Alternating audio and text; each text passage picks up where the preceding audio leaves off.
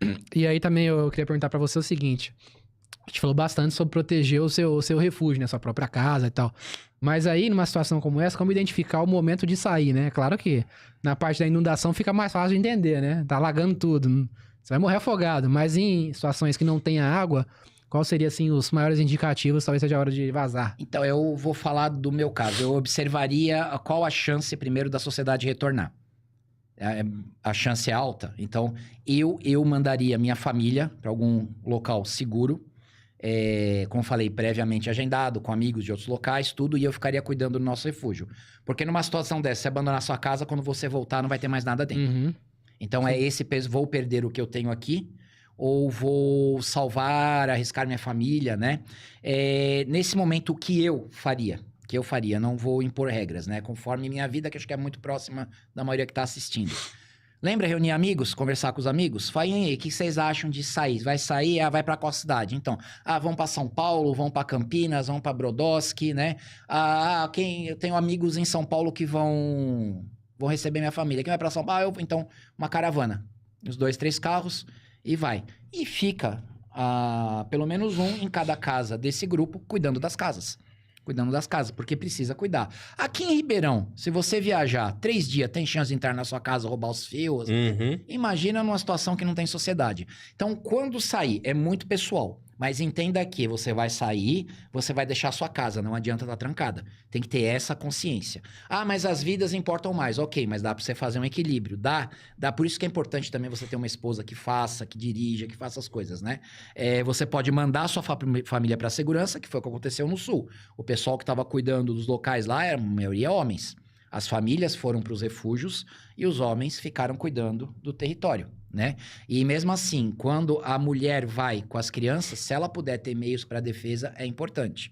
A gente falou aí, teve casos, não teve tanto, mas teve casos em refúgios de abusos, né? Uma menina que tem minimamente uma lâmina junto do corpo, quando o cara vem para cima, ela dá uma furada. Acabou o abuso. Né? Mas para isso você precisa mover algumas coisas anteriores na sua vida, o pensamento. Quando você terceiriza tudo, você não consegue se defender. Mas o lance de sair é muito pessoal, é muito da região, e tudo muda pela quantidade de coisas que você tem e pelos amigos à volta. Se sua rua é unida, pode a maioria ir embora e ficar uns 3 ou 4 cuidando da rua toda. Aí esses provavelmente vão ter que ter acesso às casas, né? Tudo conversado. Mas sempre se unir. A gente tem mania de nos afastarmos. Nas 2 tragédias que ocorreram ao mesmo tempo, que eu falei lá, que foi a pandemia e o lockdown, né? Ocorreram ao mesmo tempo as 2 tragédias. Numa das tragédias, vizinho denunciava vizinho. Então, porra, você não tava junto do seu vizinho. Você não tava junto, tem que mudar essa mentalidade. O cara não é seu inimigo. Se seu vizinho é seu inimigo, se seus vizinhos são seus inimigos, você precisa mudar de rua, pra uma rua melhor. Né? Mas você precisa estar meio unido.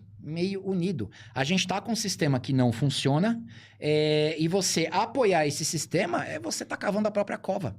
Né? Não é pra lutar contra, nada disso, mas você age daquele jeito, né? Meio malandro, fazendo com que as coisas funcionem, mas com as pessoas próximas de você, trabalhando junto. Isso é o mais importante, formação de grupos. Mas eu acho que essas pessoas só vão acordar quando tiver realmente o caos, que perceber que o Estado não tá lá pra ajudar. Alguns nem assim. Perece. Porque não é possível.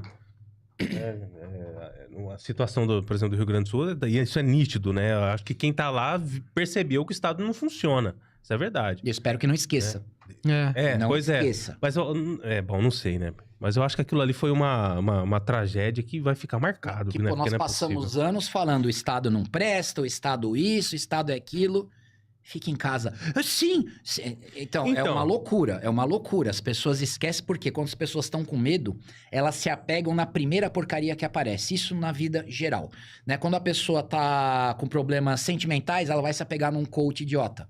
Quando ela tá com um problema de segurança, ela vai no primeiro cara vestido tático que ela acha que vai proteger. Então, as pessoas, quando estão com medo, a gente começou, foi a primeira palavra dita aqui, o medo. Sim. Quando o medo domina, as pessoas fazem as escolhas erradas. Então, elas se apegam em qualquer promessa de proteção, sem observar se aquela promessa vai ser cumprida. Se realmente aquilo é palpável. Né? Mas isso é uma forma... E para você identificar isso, você precisa fazer uma coisa difícil, que é assumir a responsabilidade sobre sua vida. A defesa, tudo começa nisso. Você assumir que é você o responsável por sua proteção. Se você é homem, você é o responsável pela proteção da sua família. E se você é mulher, você é responsável pela proteção da família. Neste momento, um pouco abaixo do homem. Neste momento. Não é machismo, é natureza. Sim. A gente aprende pelo amor ou pela dor, né? Tem gente que aprende sofrendo, como tem gente que aprende nas guerras, como os italianos que vieram da Itália para cá, né? Tem como a gente, por exemplo, no Brasil, apesar do que está acontecendo no Rio Grande do Sul, a gente ainda tem conforto aqui no Brasil. Tem como a gente mudar essa nossa mentalidade e acordar para o que realmente é? Porque, que nem você falou, a gente vive, tem o véu, né? Tem o perigo tá escondido. Existe a polícia militar, a segurança pública. Entre aspas, o Estado está nos protegendo. Tem como a gente, de alguma maneira, despertar, falar, ó, essa não é a realidade é outra. E quando esse véuzinho cair, você tá lascado. Tem como a gente, de alguma maneira, acordar disso daí? Primeiro colocar, quando a gente fala que a polícia não tá presente, não é o cidadão policial, a gente sabe disso. Uhum. Que tem cara que se desdobra pra fazer o que dá e não Sim. tá dando, a gente sabe disso. É diferente, né? Só que também você policial que se desdobra, entenda que quando a instituição tá mal, você tem que também falar contra a instituição, de um jeito que não te prejudique, mas precisa, né? A gente precisa resolver. Eu acho que a primeira coisa que a gente faz é parar de fazer com que as pessoas não paguem pelas consequências dos atos. Então, a gente ajuda muito os outros, não tá errado ajudar, mas existe um limite para ajuda, é o primeiro passo. Então, eu sou muito radical como você ajuda pessoas de rua. Porque você realmente tem um cara que tá precisando, mas, em geral, é viciado em alguma coisa, tá na rua porque escolheu, né? Então, você tem que aprender a fazer aquela leitura. Então, quando você acha que você tem que ajudar todo mundo, é o primeiro passo. Você tem que ajudar todo mundo, então você tá fazendo com que a pessoa não colha as consequências das escolhas, tá? E isso vai, se tem um morador de rua, mas o viciado da família, né? Você vai ficar acalentando ou você vai dar uma dura nele, né? Aquele cunhado que não trabalha. Nada comigo, tá? Aquele cunhado que não trabalha, você vai ficar ajudando, né? Aquele primo que basicamente é um golpista e vive tirando da família. Você vai manter Se você se afastar, não precisa fazer mal, mas só se afastar e fizer a pessoa pagar pelas consequências, já é uma grande coisa para a pessoa aprender, tá? E no seu círculo, você parar de pagar pela consequência dos outros, também, você começa a crescer mais, tá? Agora, nas demais pessoas, a água precisa bater na bunda. E aí, quando a pessoa está com problema, você precisa ser meio chato e falar, olha, eu posso te ajudar, mas está acontecendo por esse motivo. Se você não aceitar, não tem como eu te ajudar. Há um tempo atrás, um tio de um aluno teve a fazenda invadida e botaram a arma na cara do funcionário e fizeram miséria. Aí ele entrou em contato, isso tem 1 ano, falou, olha, eu preciso de uma arma na minha fazenda, como é que eu faço? Eu falei, você pega um DeLorean, anda 44 milhas, viaja no tempo, né, de volta pro futuro, e faz o outro cara ser eleito. Porque a gente passou os 4 anos anteriores falando, olha, arme-se, fazenda, arme-se, arme-se. Ah, não. Agora não tem jeito, não tem o que fazer. Aí do cara propôs, você não pode emprestar a sua? Primeiro que é minha. Segundo que é muito legal se o cara faz... Nossa, eu prefiro ver você morrer do que emprestar minha arma pra você. Então, bateu água na bunda e não tinha solução. Um cara, mais ou menos, falaria, tá, leva a minha emprestado, a gente vê o que faz. Não, vai ficar sem arma.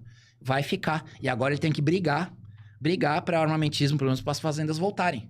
Então, ele tem que pagar a consequência, ele tem que viver o medo agora. Né? Lógico, se acontecer algo, a gente tenta ajudar. Mas eu não vou tapar o buraco dele. Ele precisa sofrer a consequência, né?